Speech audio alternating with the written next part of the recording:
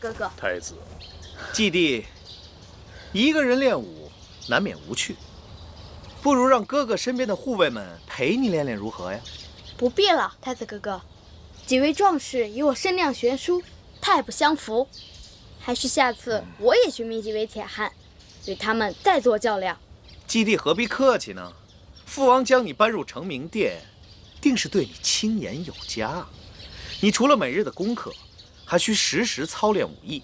季弟，切不可懈怠。你若瞧不上我身边这些人，不如这样，哥哥亲自陪你练练如何？太子哥哥，您是储君，当为我们兄弟之表率，若是行为失检，只怕要令父王失望。季弟，你可真是伶牙俐齿、能言巧辩呢。有你在，岂不衬得我们这些做哥哥的越发笨口拙舌、窝囊无用了？季弟，出剑吧，哥哥跟你讨教几招。太子，公子季年纪尚小，嫩胳膊嫩腿的，习武刚刚起步，如何与您较量？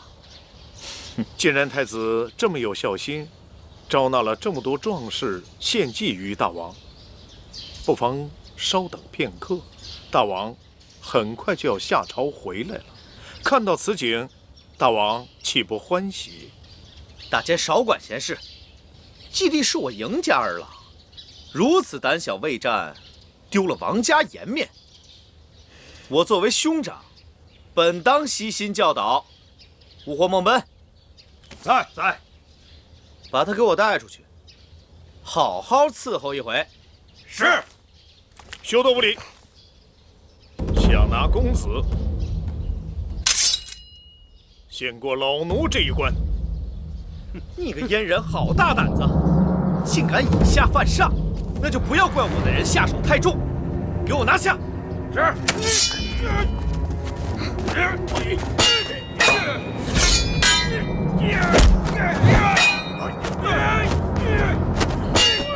那些大名鼎鼎也不过如此嘛。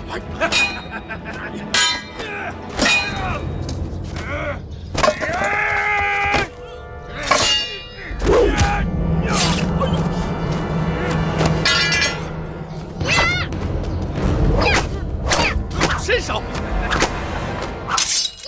公子退后！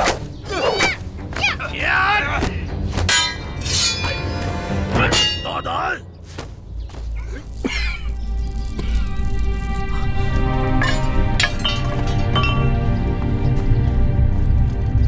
儿臣拜见父王。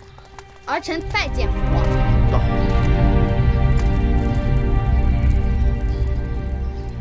太子好生威风，竟然可以带着人杀进寡人寝宫。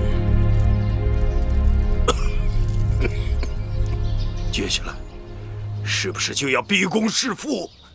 儿臣不敢，儿臣只是和季弟嬉闹玩耍而已。玩耍？你把宫里的大监都伤了。这几个是儿臣寻来的力士，乡野鄙夫，不懂礼仪，举手没个轻重。此事也算儿臣的错，回头儿臣好好调教便是。身为太子，行为放纵，谁人教导你的？寡人晚来一点儿，只怕继儿也给你伤了。这习武之人，祸皮伤肉也是难免的。这叫习武吗？舞刀弄剑，杀气腾腾，招招指向要害。季弟便可以在父王的寝宫中舞刀弄剑，这阉人老奴也可，唯独我不行。难道我不是父王的亲生骨肉吗？逆子！父王，大王，父王，大王，父王，大王，大王，快，父王，让开！父王，大王，父王，此刻怎么办？你们速速离去，需要让父王抓了你们。你呢？我，身为太子，自然是要为大王侍疾了。对，我要为父王侍疾，随时等待父王传召。你们快走！是，走。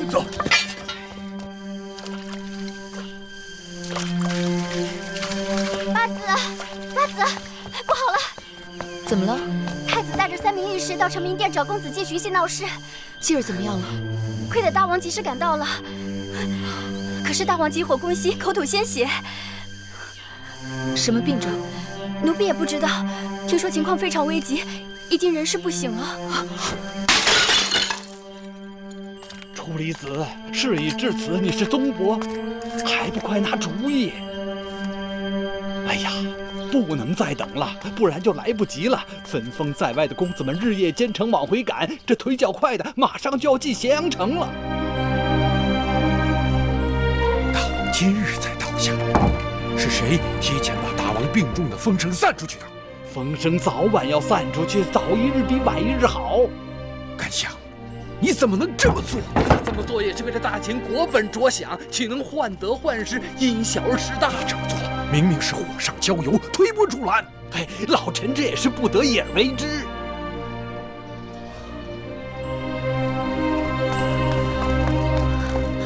王后怎么出来了？大王病重，后宫无人主持，这必然生乱。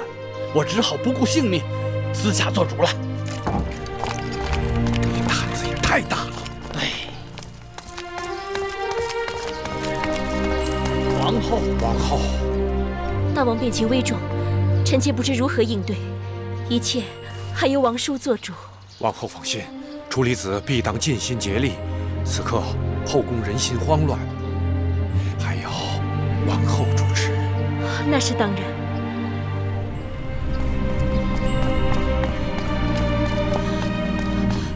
王后，楚离子、右相，大王如何了？大王跪体抱恙，后宫所有人等未得传召，均不得进入成明殿。芈月，平日里大王最宠你，此刻你更该识大体。臣妾只求为大王侍疾，臣妾也要侍疾，臣妾也要侍疾。大王身边有太医诊治，你们去了，不仅无用，反倒掣肘。如今必须事事以大王贵体为先。谁要敢惊扰大王，可别怪我不顾往日的姐妹情面。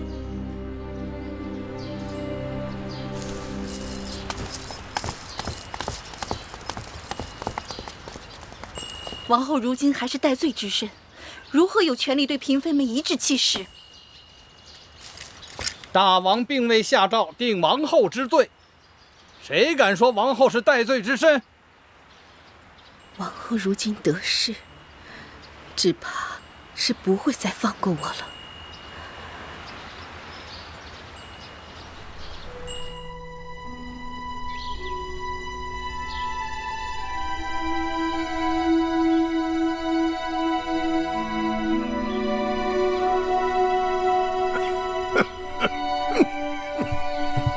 王兄，怎么样了？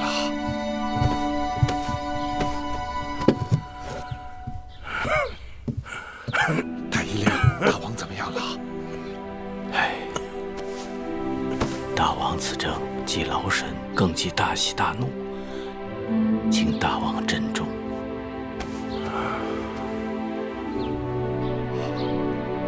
寡人睡了有多久了？3日了。3日。太子何在？妻儿何在？大王，太子和诸公子们都在外殿候着呢。后宫事务，如今由谁来主持？由王后主持。王后尚在闭门思过，何人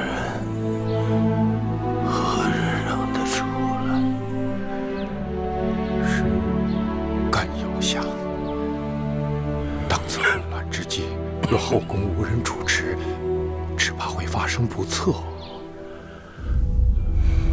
罢了。王兄，大王，喝点水。喝点水吧。怎么是你？大王，这几日皆是王后带着景应人在服侍大王。其他人呢？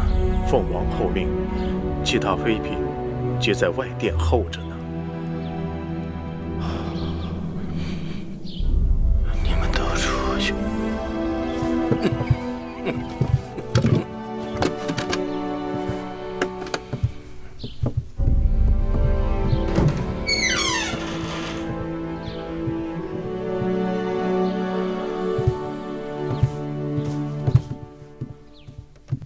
大王是要召王后来侍疾，那么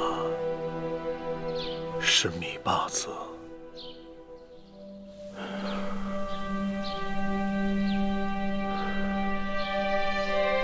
是。大倩，王兄，太子和诸公子也都在外殿候着呢。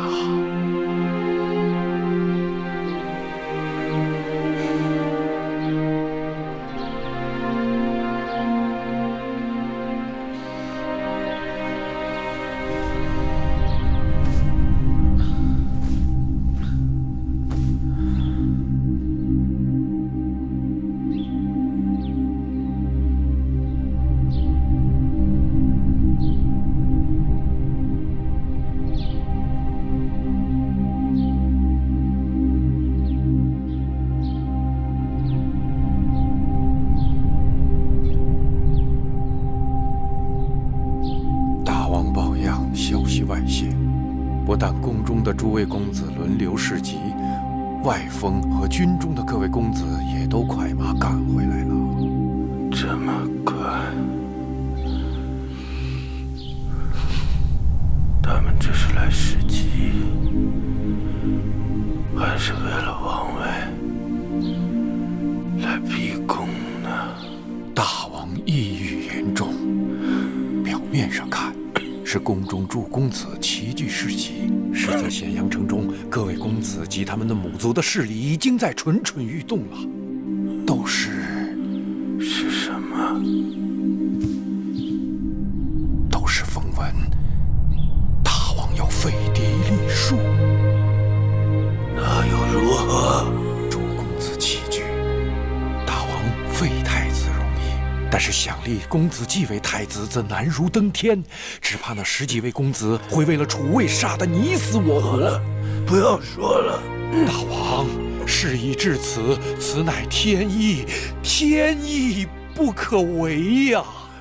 大王应以大局为重，为避免国家动荡，臣请大王放弃易储之念吧。天意弄人。哎呦，大王，王兄，臣请大王早点定夺吧。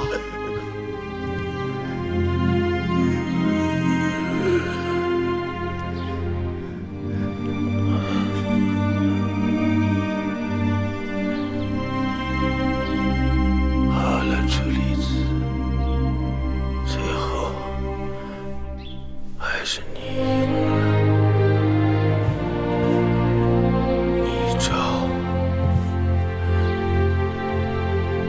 令太子当监国，则想处理其父之。宫中未分封的诸公子，即可就封。这一切，寡人早已写好诏书，封他为蜀侯。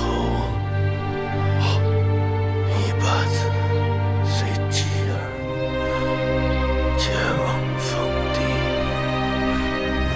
大王英明，快选太子。不必。那大王要选谁？赵英夫人进宫侍疾。是。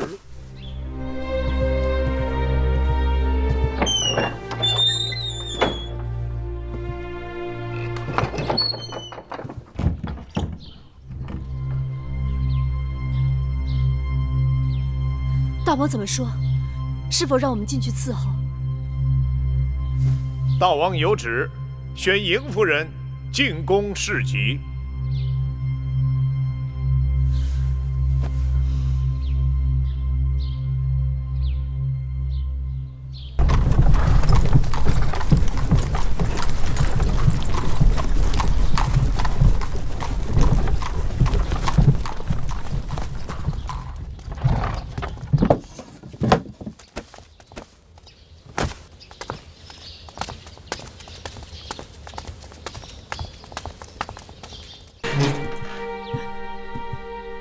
四弟，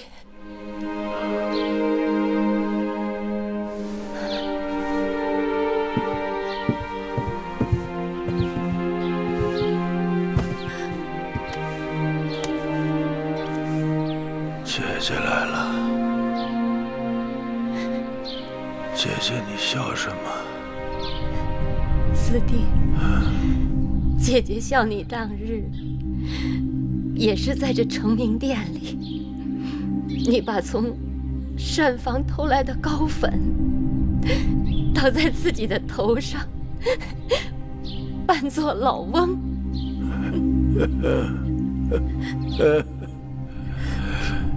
如今寡人真的老了，要携姐姐一步而去了。四弟，你别说这种傻话。不，寡人时日不多了，心中有一事未了。此事重大，想托付给姐姐呀。四弟，母亲，阿才，把帛书拿来。是。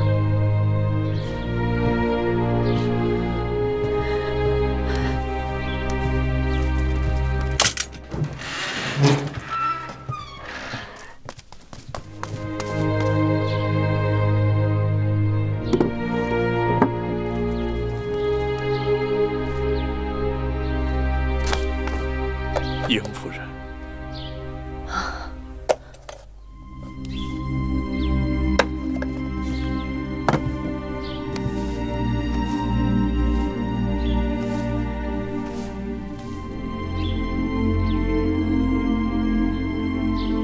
有些事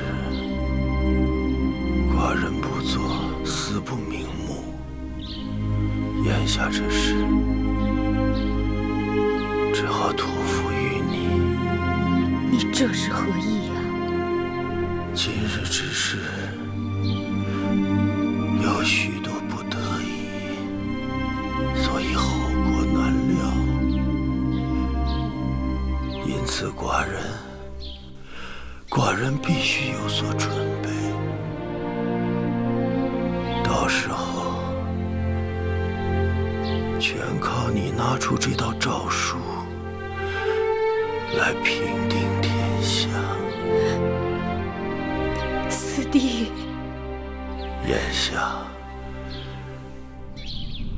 寡人能够信的人就只有你。倘若这种情形没有发生，那么在你起事之前，就把这道诏书烧了。万一姐姐命薄短寿呢？四弟，四弟，四弟，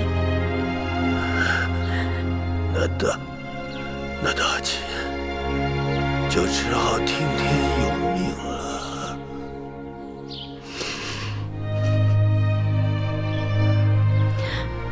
大王，你放心吧。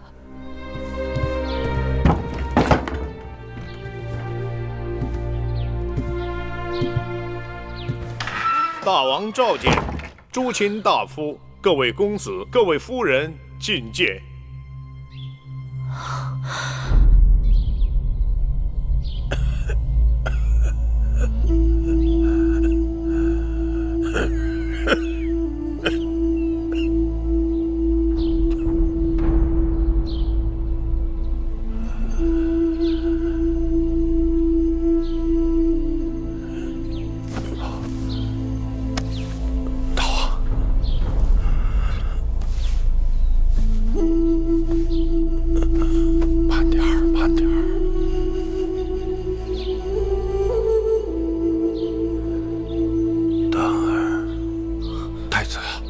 父王，父王，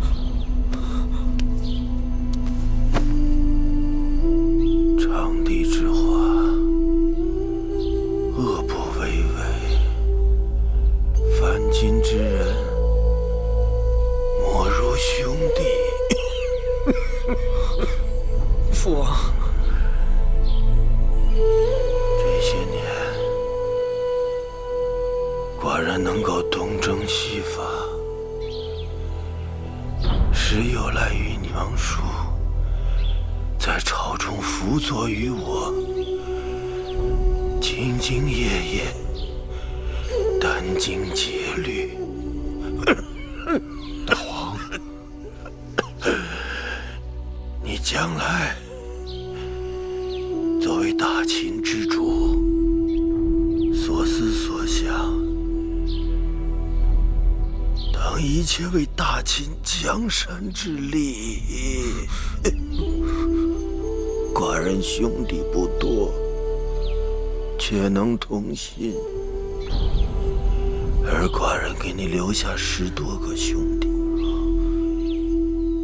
你能用上几人？同心几人？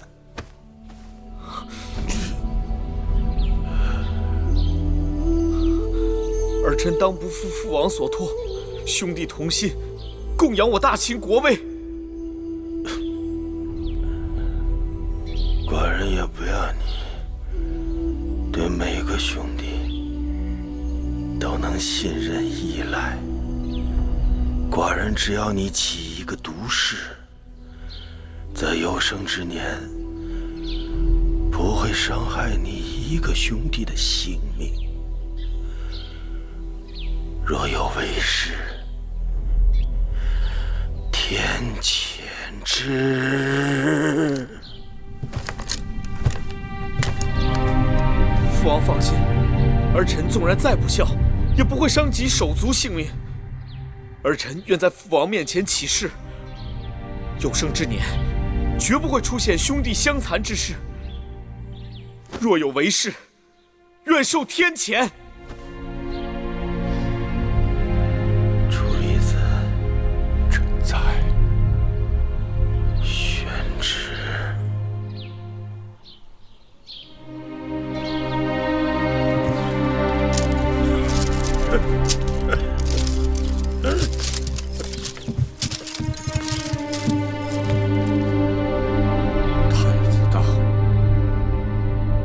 天生德，孰达机务，继位为王。诸公子依旨就封，其母可随子前往封地。寡人把太子、把大秦托付给诸卿了。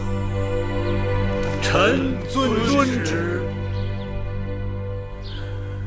寡人累了，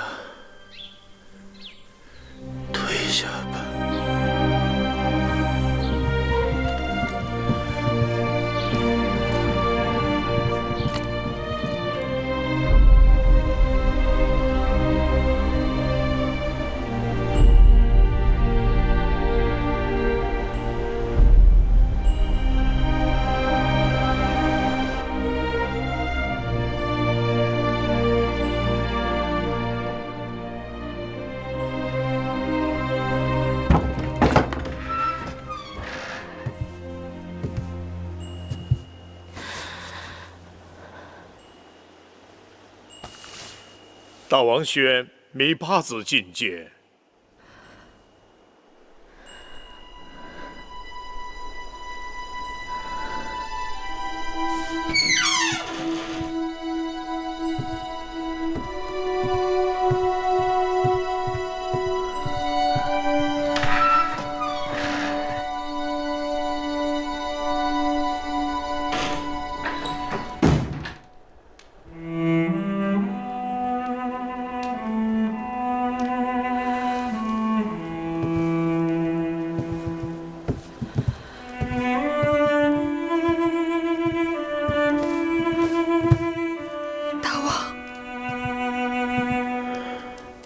你靠前来。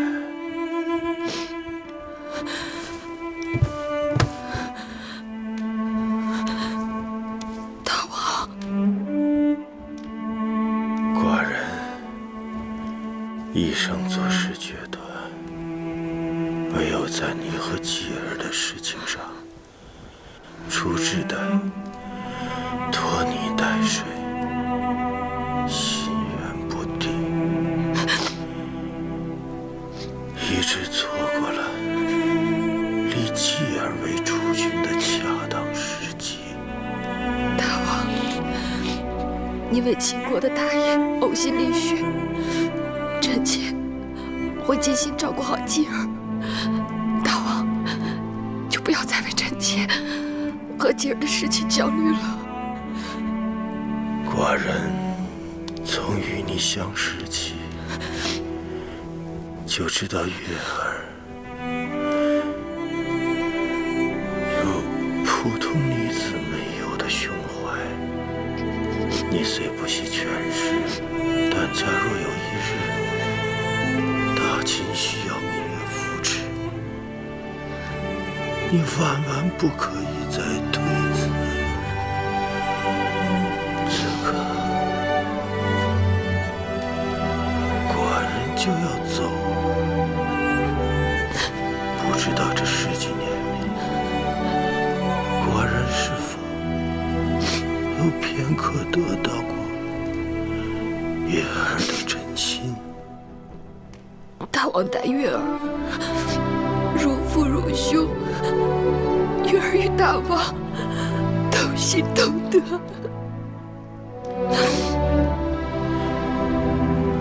到底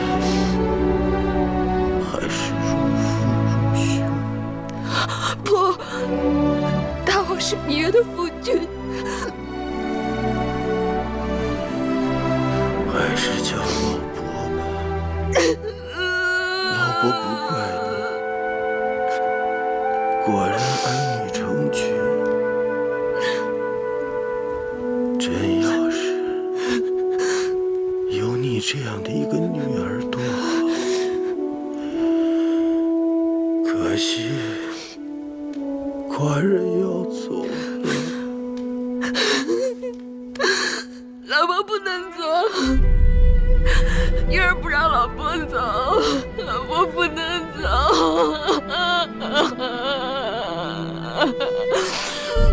寡人也割舍不下你和继儿，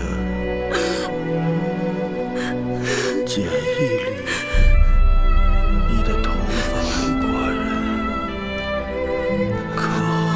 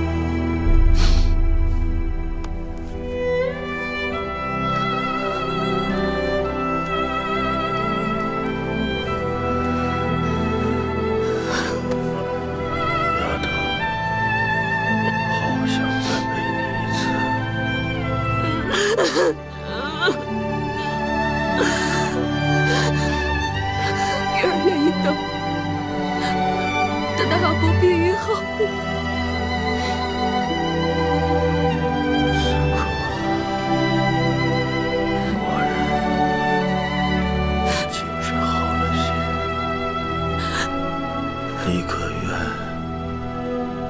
再为寡人吹一曲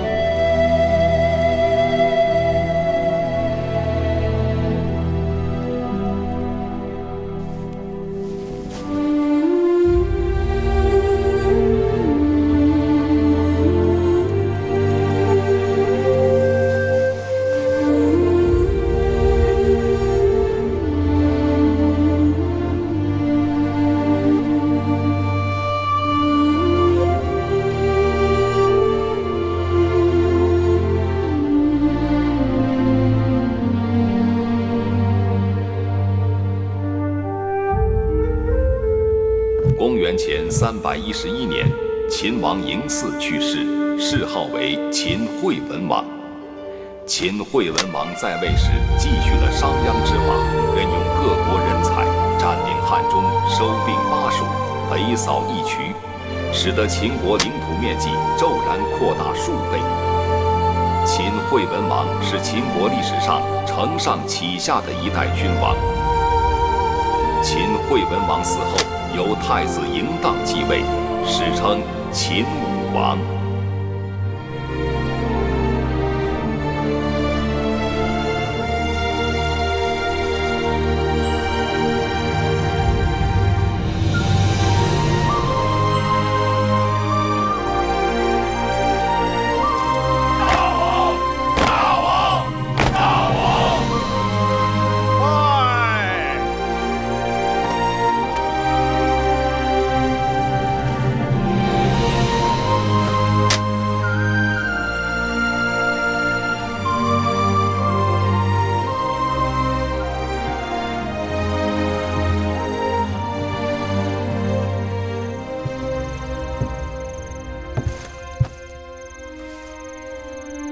再有几日，新王就会依照先王的遗诏，分封宫里剩下的几位公子。不知继儿会被封到哪儿去？先王在世时，已给继儿做好打算。若不出意外，我们将赴蜀地。既然这样，香儿、慧儿还有木星，自然是要跟我们走的。剩下的人愿意走的一起走，实在有难处不能走的，多散些钱财，让他们各自也有好的去处。这么说，我们也应该尽早收拾行装，免得到时慌手慌脚的。倒也不用慌张。宣诏后，若真要启程，还有10日。再说路途遥远，东西带多了，反成累赘。蜀地那边有司马将军和萧然主持，就算缺了什么东西，到那儿再置办也来得及。这几日为了打理先王的后事，会后疲累很了。喝碗绿豆汤解解暑，一会儿早点歇息吧。我只不过勉强尽责罢了。先王死前，待我情义全无，如同路人。我和他只剩下名分了。小的拜见惠后。说吧，什么事？小的禀报之事过于机密。此时此刻，在我这儿，什么事都算不上机密。惠后大约不知，先王临终前曾经让木间取了一样东西给他。什么东西？有可能是遗诏。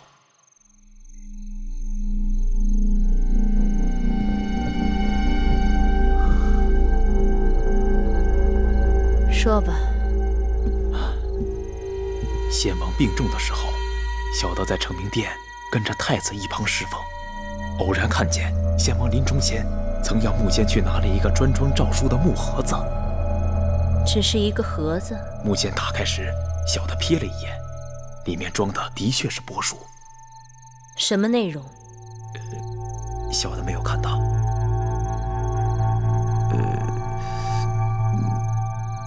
此事先王隐瞒惠后，那诏书一定是对惠后和大王不利的。一派胡言！先王是当着众臣的面传位给当儿的，你却说有什么不利于我和大王的诏书？你是想谣言惑众吗？小的敢以性命担保，绝无虚言。惠后息怒，依奴婢看，这冯甲贼奴也许贪图富贵，但不像是有胆量胡编诏谕之人。是，小的对惠后和大王忠心不二，句句是真。那所谓的遗诏，如今在何处？小的不知。你赶紧给我去找，务必要找到。是。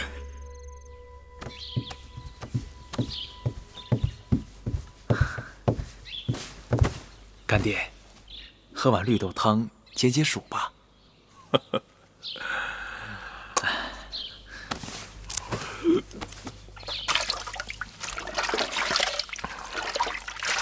等我干完这最后一件差事，也该告老了。以后这宫中就是你们的天下了。干爹，您说哪里的话呀？这宫里头要是没有您坐镇，可怎么得了啊？时移世易，一个下人，这辈子只能侍奉一个真正的主子，侍奉多了，那就里外不是人了。干爹，那您的位子打算让谁来接手啊？这是你应该问的吗？小子，秦宫的换者令不是你想接手就能接手的。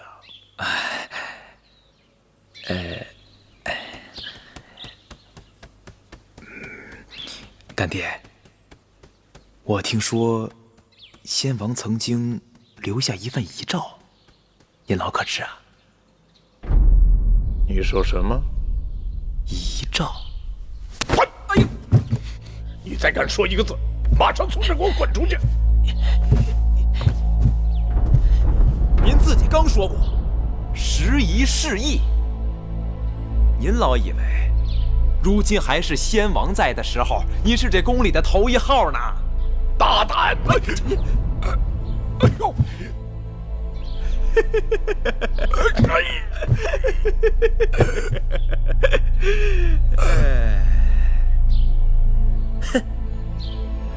你跟你干爹下药，儿子，跟干爹学的本事不少，但下药这一手，干爹就要向我学了。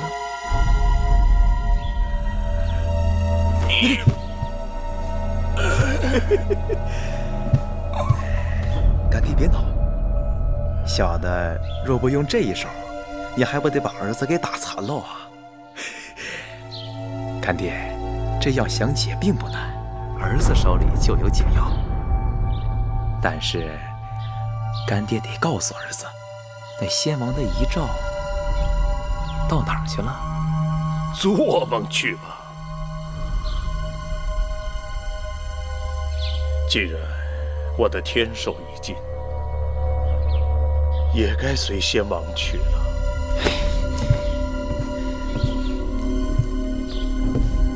只要您告知那遗诏的去处，儿子必定好好打发您的后事。您辛苦一辈子了，若是能够陪葬惠陵，那是何等的风光！若是尸骨无存，野狼啃咬，那又是何等的凄惨呐！何况这秦宫9等18般刑罚，您也是烂熟于心的。这一招一招的过，只怕干爹这把年纪很难再撑得住喽。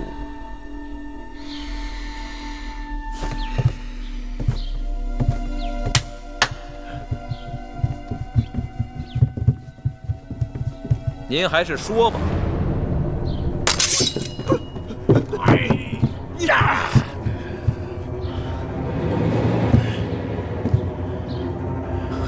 儿子，好好给你干爹收拾。大王，老奴随你去了。哎！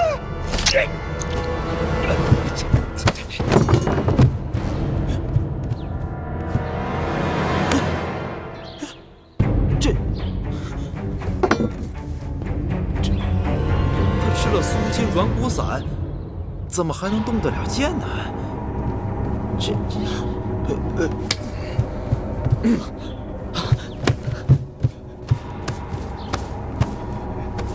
师父，师父，师父！龙甲，你们混账的背主家族！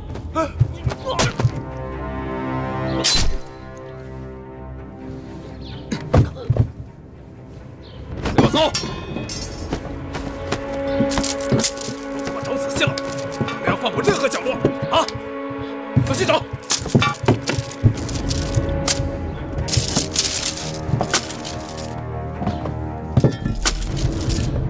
怎么样？小的拜见惠后。怎么样了？找到没有？还未曾找到。废物！小惠后放心，小的一定能够找到那样东西。先王让穆坚拿的诏书，定是交给了什么人？小的记得，先王单独召见的人只有嬴夫人和芈八子。一定是芈八子，一定是芈八子拿了诏书。行了，都起来吧，不用找了。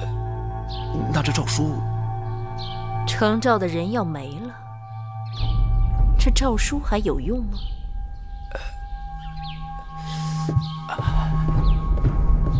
他们好狠毒啊！竟然对大姐和木心下手，说大姐不舍先王，自尽陪葬。可木心呢？大家都看到他腹部有剑伤啊。眼下木心如何了？听说唐夫人看见木心还有一口气，就把他抬回长宁殿了。眼下生死不明。唐夫人平日胆子最小，却是个善人。你们可打听到了继儿的情形？公子季和其他公子一起还在灵堂里守灵。既然太子已经在大王面前发过毒誓了，眼下应当暂时无事。他们若想动继儿，只怕都不用太子动手，就会有一干讨好的小人自行动手。如今我是为你担心，只怕会后是恨死了你呀。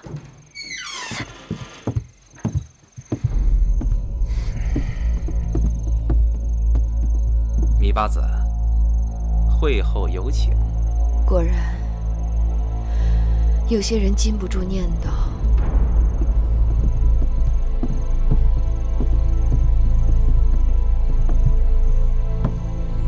会后，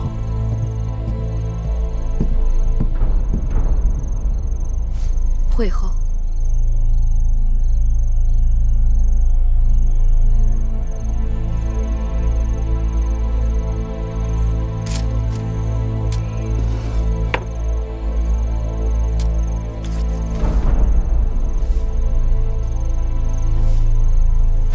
这是先王的遗诏，封你儿子为蜀侯，并允许其母随他入蜀。这应该是你一心盼望的去处吧？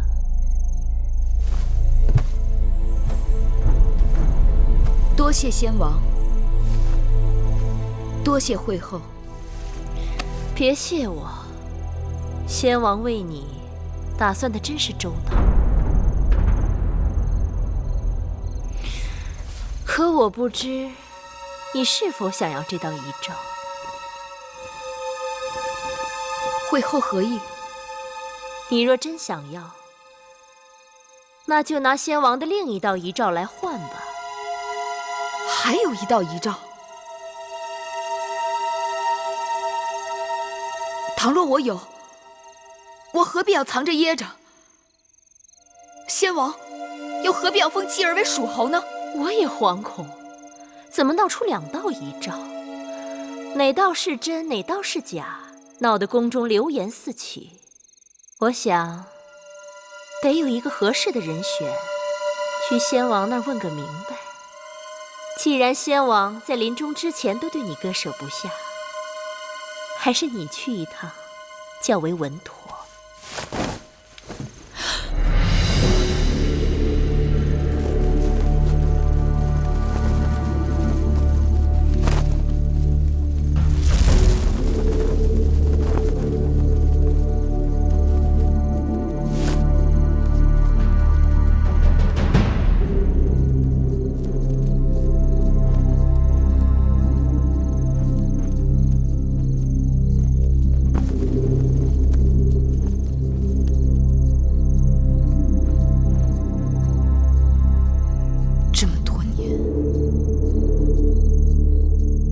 我看错了你。妹妹笑话，明明是我看错了你。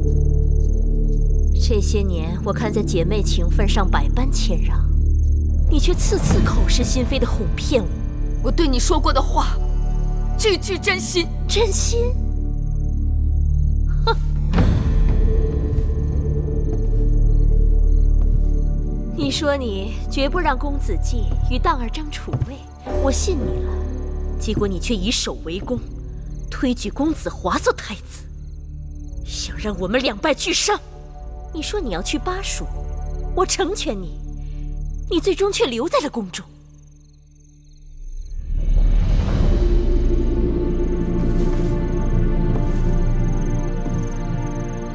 我既入了秦宫，做主的是大王，并非是我。鬼话连篇！你还说过你绝不侍寝，到头来宫中争宠，谁人争得过你？你明明知道我当日侍寝是因为什么。皇爷来咸阳寻你，你本可以和他走，你为什么不走？不是为了宫中的荣华、大王的恩宠，甚至什么？我是身不由己，你身不由己，可我却是生不如死。我曾以为我给了你幡然悔悟的机会，我此刻才知道，你毫无悔过之心，反而变本加厉。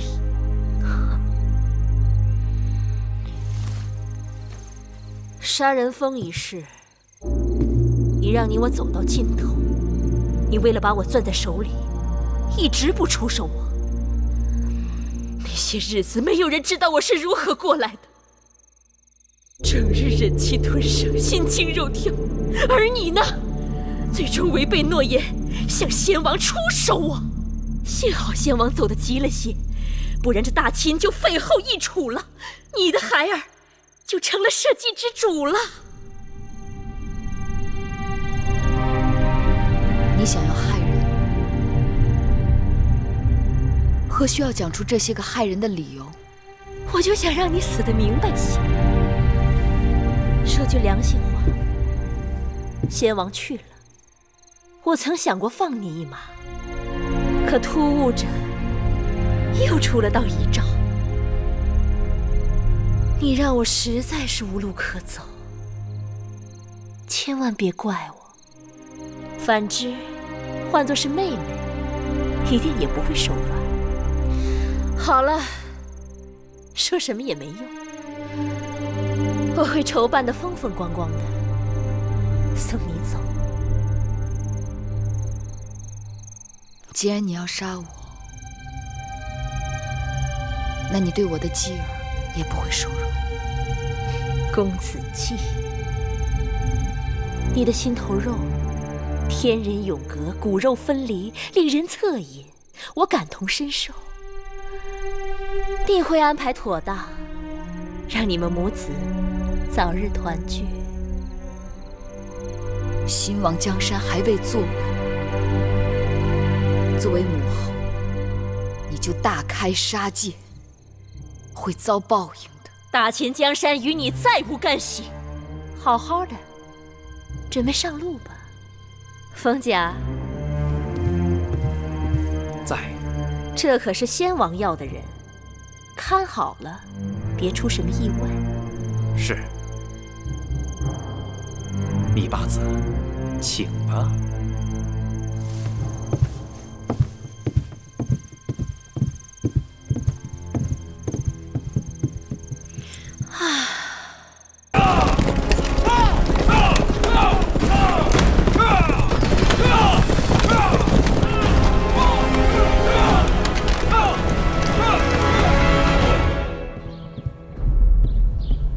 臣拜见会后。母后，王叔免礼，出什么事了？会后可知，昨日和今日咸阳城内外各路兵马调遣甚急。怎么回事？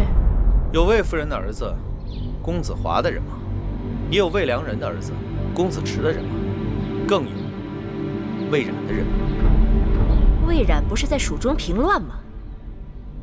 身为将领，无照擅自回京，当诛杀。我也是今日才看到巴蜀那边传来的报捷文书，蜀中乱象已平，陈庄、伏诛、司马错和魏冉已立下大功。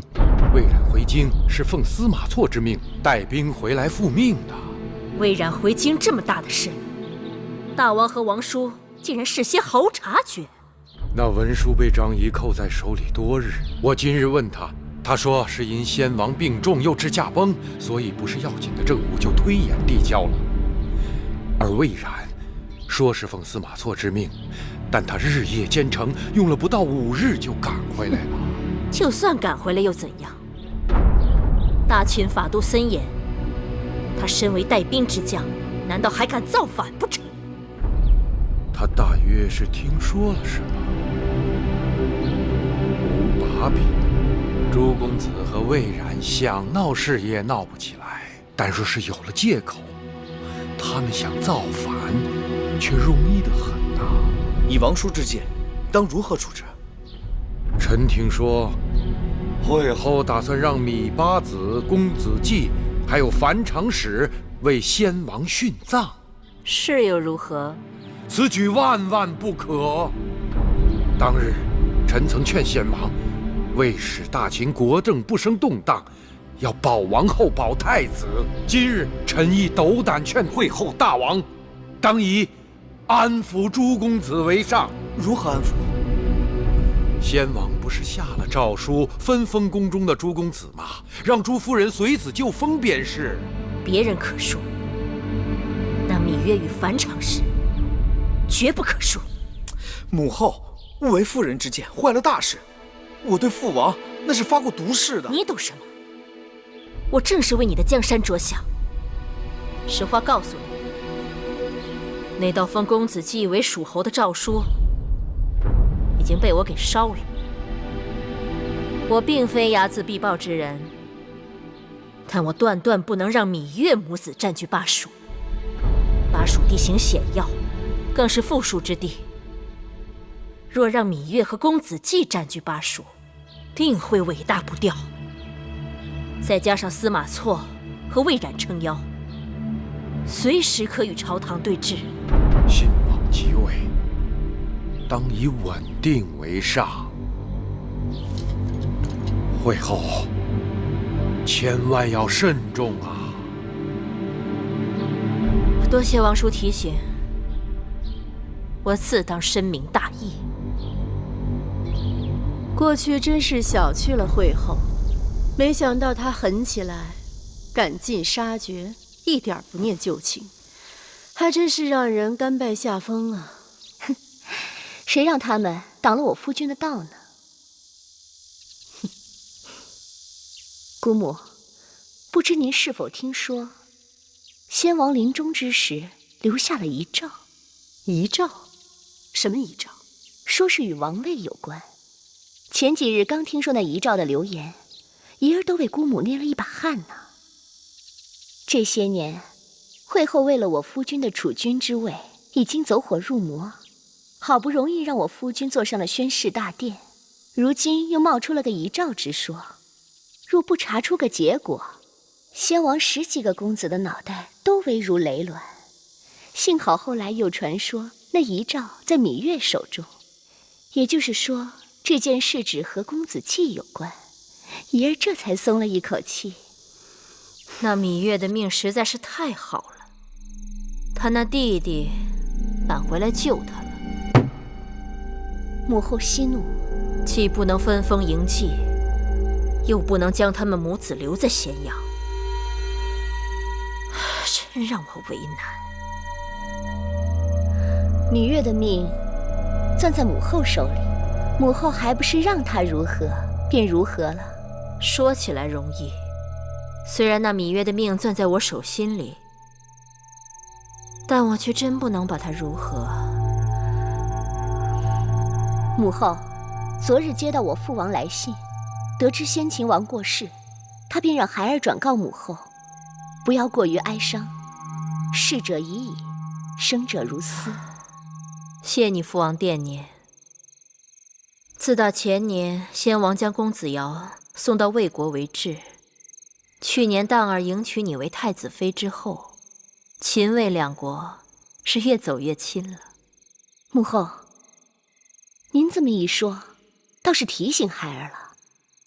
王之诸子，除了分封，还有一职分。你是说两国交质？不知母后以为如何？你是说让他们当质子？我与那芈月都出自楚国，我王兄恨透了他们母子，就送他们去楚国，恐怕不妥。母后，楚国固然是您的母国，但同样也是芈八子的母国。楚国紧邻巴蜀，而魏冉偏偏又是蜀地将领。芈八子的另一个弟弟芈戎也在楚国。如果让他们这些人在巴蜀会合，后果将不堪设想。此话有理。最好有一处地方有一个人不喜欢芈月，刚好又能听我们调遣。怡儿不说，我还真想不起来。这世上还真有那么一个地方，还真有那么一个人。他何止是不喜欢芈月，简直是不共戴天。就算食其肉，寝其皮，也不能解其心头之怨。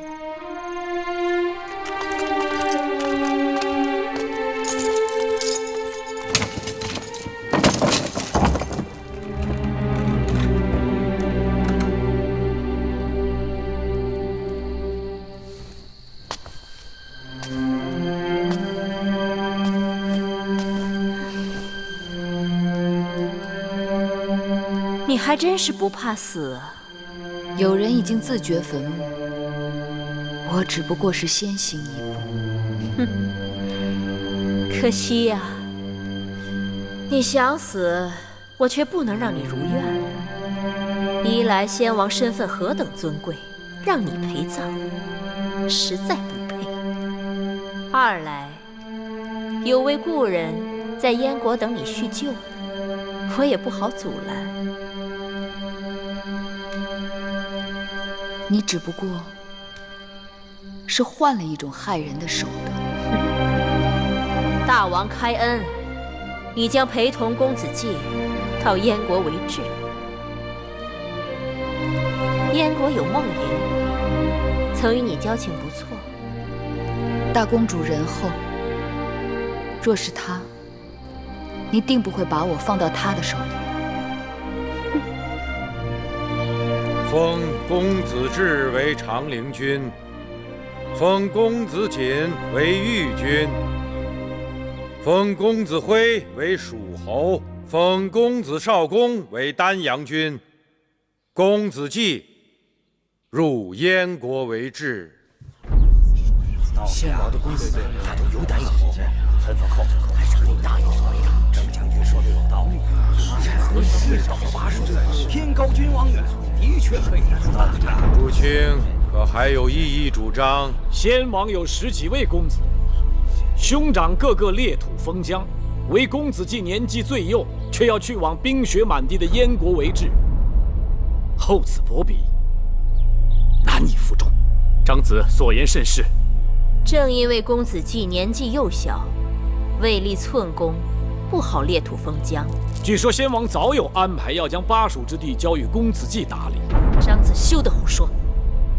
想那蜀国地大物博，管理起来头绪杂乱，先王怎会将此重任交到一个小孩子手里？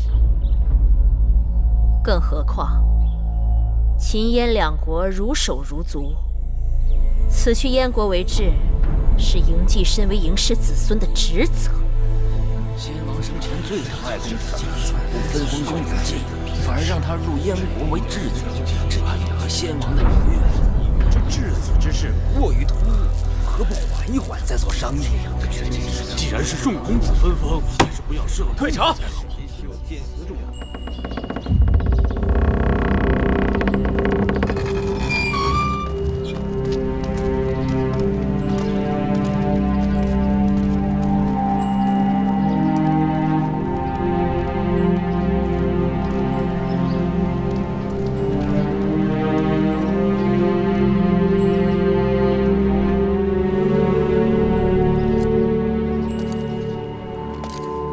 八字此去山高路远，千万照顾好自己和公子。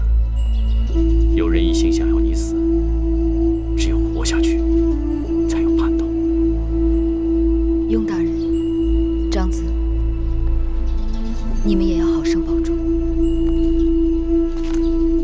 那是自然。当初你不愿意留在秦宫，看来你是对的。张仪糊涂啊！但是张仪还要等到有朝一日鲁布依仗，迎接芈八子和公子季回朝。到那时，只要张仪还有一口气，一定会尽心竭力来辅佐公子季。千里送君，终有一别。两位就不要再送了。芈八子，公子季，这位是杜景将军。由他护送你二位入燕。再告诉八字一声，那樊长史割舍不下与先王的情分，已经在宫里上吊自尽了。大王会好好的发送樊长史的。樊长史真是个有情有义之人呐。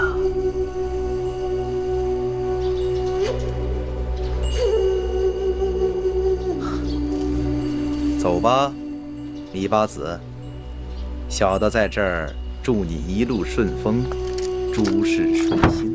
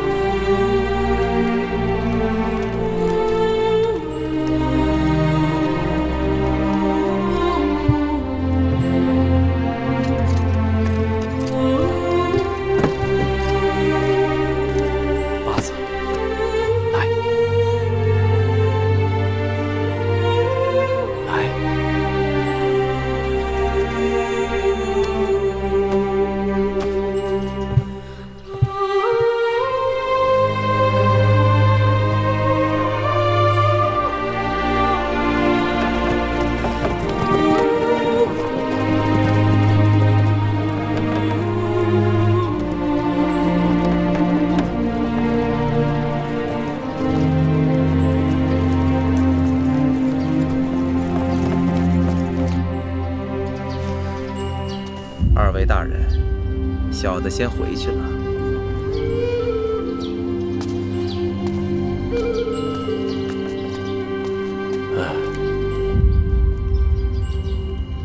此去燕国，千里迢迢，危难四伏，险阻重重。芈八子和公子季就算是能撑到燕国，一条命也去了半条。怪我当初真不该劝他留下。祸兮福兮。好了，我也走了。丞相，如今大秦在列国当中如日中天，长子居功至伟，就这么走了，不后悔吗？后悔？侍奉一个刚愎自用、蠢笨无比的君王，是给自己找罪受。更何况，会后是不容我的，说不定眼下正在想着如何取我的性命。你们雍家不一样，雍家是秦国的显族，根基深，一时半刻他不敢碰你。我只是心里还有一件事情搁不下，还想拜托雍公子。长子但说无妨。倘有一日，芈月母子能否极泰来，重回秦国，还望雍氏家族能够瞻情顾义，助他们母子俩一臂之力。就像我刚才讲的，但凡有一息尚存，张仪一定回到秦国，共图大业。你答应吧。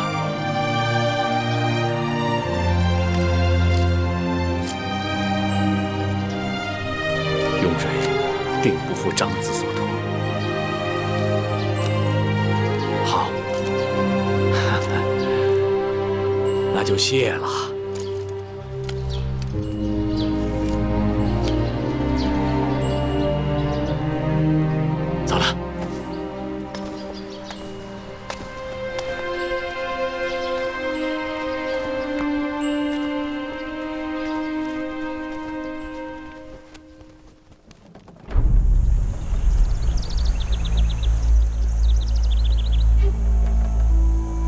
车子上官到了吗？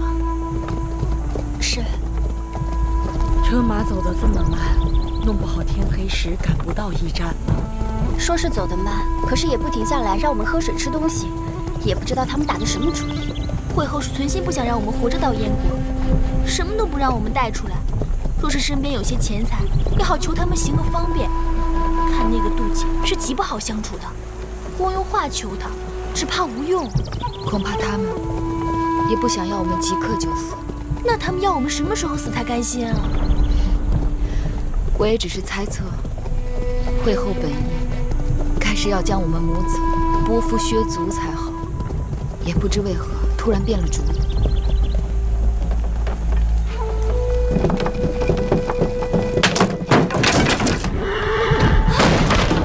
怎么回事啊？这都在车里坐好了，不管发生任何事情，我不让你们下车，不许下车。香儿，跟我下去看看。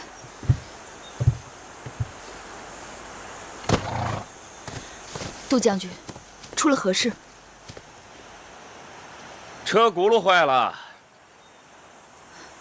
天色不早了，赶紧找人修理吧。这前不着村后不着店的，哪里有人？只能委屈八子了。杜将军，这是何意？难道从未有人告知八子，除了这车马，人的双腿也是用来走路的吗？杜将军该心中有数，车中皆是妇孺老幼，若无车马，能行多远？只怕半夜都到不了驿站。谁说我们要住在驿站？八子真是宫中富贵之人，已经做了质子，还想着宫里的荣华，日日还等着有人好茶好饭的侍奉。走吧，学会风餐露宿是早晚的事儿。哼，刚出了咸阳，就这么急不可待吗？恕臣无礼。八子，乘车而行，想也不要想了，走还是不走？你们质子的衣食住行都由我说了算，老实顺从，两下好说。耍花样滑头，哼，那就需要怪微臣翻脸不认人了。这马鞭子打着你们，就是爬，也要给我爬到进城去。你们几个，把他们从车里给我拖下来！是。公子既是先王之幼子，大王的兄弟，你们谁敢动？大王若真喜欢这个兄弟，也不会送他做质子。你敢？大秦律法严明，质子行凶违法，也可获罪格杀。上！下来！下来！什么人？住手！小冉，将军，将军，哎，将军，将军，哎，将军，将军饶命！将军饶命！让他们都放下兵器！放下兵器！放下兵器！别打！将军，将军别打！哎，小冉，你竟然对我姐姐无礼，还要欺负我的外甥！先让你尝尝这把面子，我再砍了你的狗头！饶命！夫人饶命啊！在下也是不得已啊！小冉，你是奉何人之命？究竟让你做些什么？说。宫里只是让我想些办法，让公子和夫人在路上多吃些苦头。好啊，既然敢做别人的狗，就得做好被宰的准备。哎，米夫人饶命！米夫人饶命啊！我也是没有办法。小的家中老的老，小的小，被人挟持，真的是身不由己啊！夫人，小冉，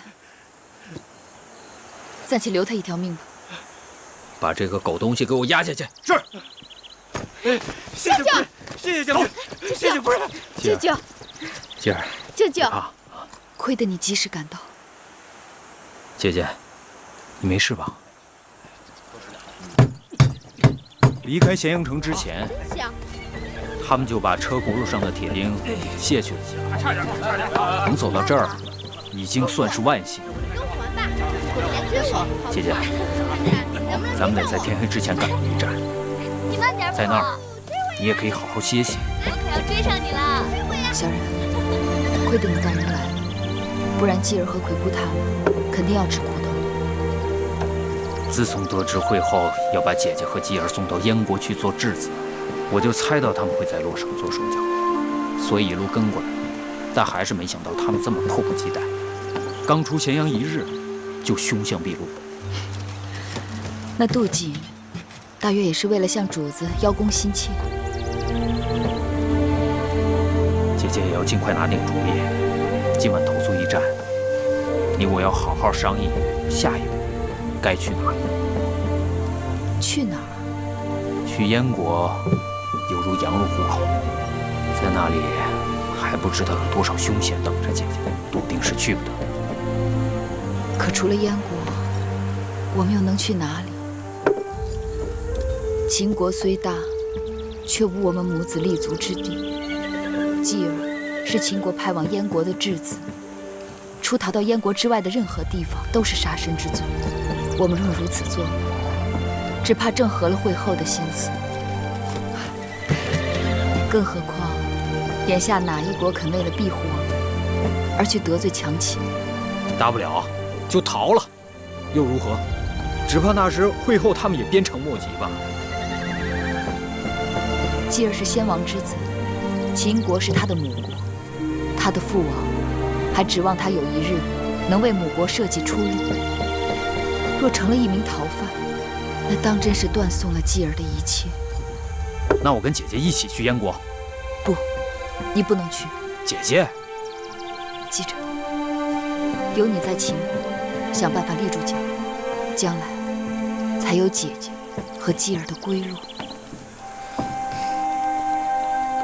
好，我听姐姐的。不过至少，我也要送姐姐到赵国边境，穿过赵国，你们就可以平安到达燕国了。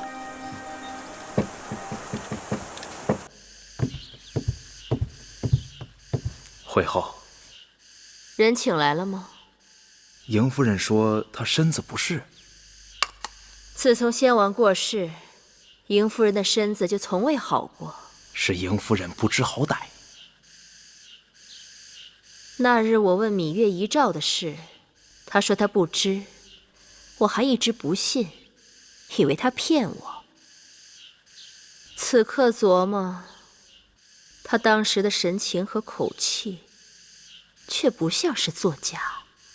这么说，那遗诏与她无关？先王那么偏宠芈月母子，遗诏肯定与他们有关，只是东西不在芈月手里罢了。那会在哪儿呢？此刻谁躲着怕见我，就该在谁那儿。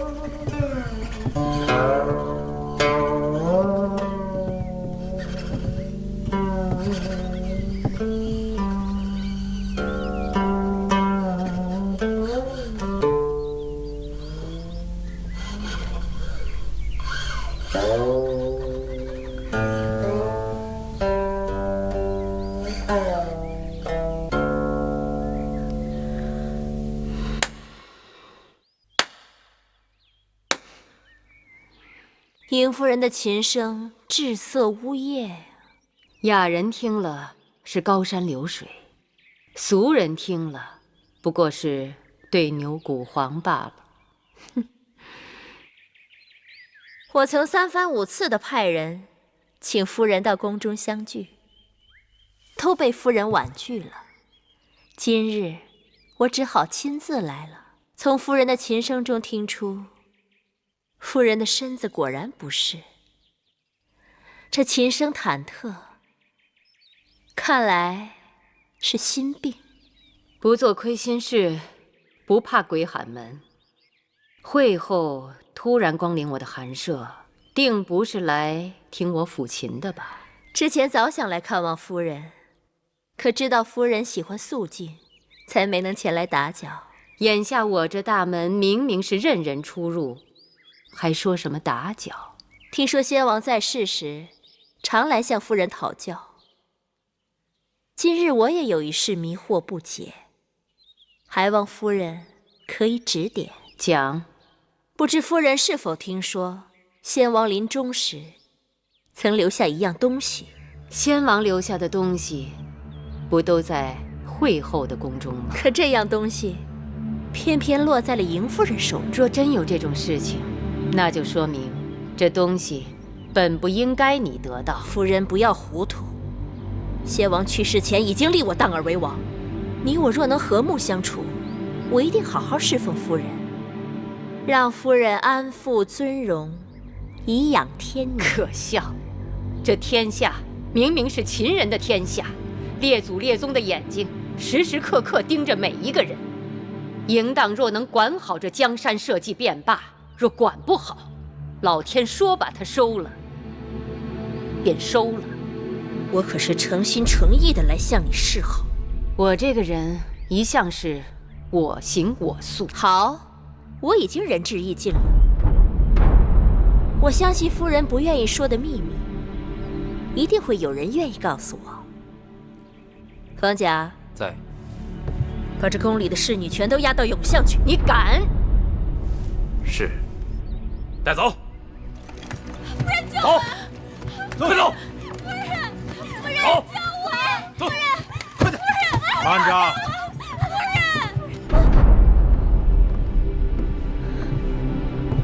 惠后，惠后，张姐，嬴夫人，惠后大驾光临北郊行宫，真是让人又惊又喜。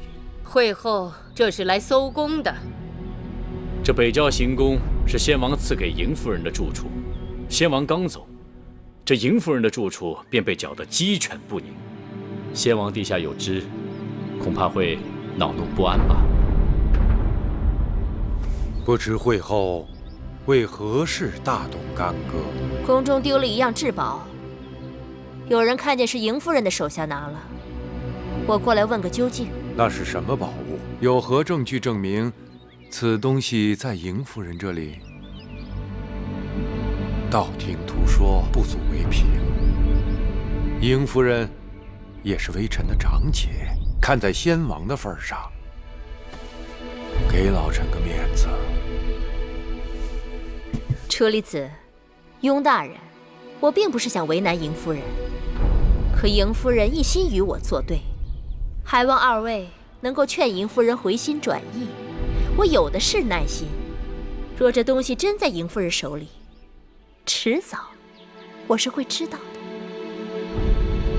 回宫。既然惠后盯上了你，她就不会善罢甘休。